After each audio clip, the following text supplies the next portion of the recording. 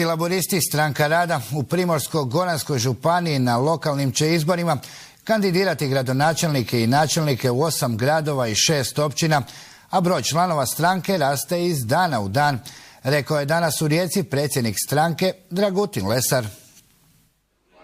Laburisti će glasati protiv zakona o strateškim investicijama jer smatraju da je taj zakon opasan za narod. Upravo zato što Hrvatska nema popisa državne imovine niti strategije o upravljanju tom imovinom. Dakle, ovaj zakon predviđa pravo vladi Republike Hrvatske da neposrednom pogodbom prodaje šume, poljoprivredno zemljište, vode, vodno gospodarstvo, javne ceste i drugo javno dobro.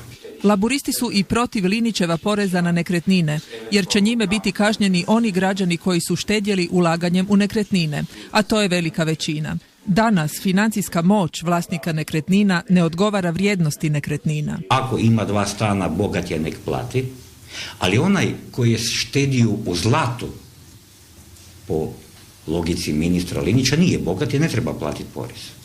Koji je štedio u dionicama, ne treba platiti porez, on nije bogat.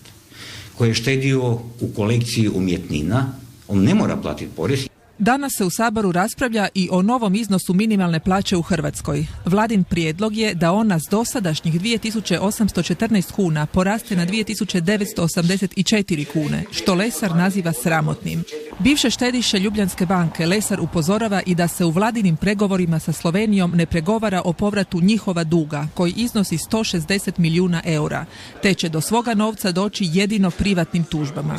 U Rijeci i županiji Lesar očekuje dobre rezultate. Iako je protiv predizbornih koalicija, u slučaju postizbornih dogovora ne isključuje suradnju s kvalitetnim ljudima.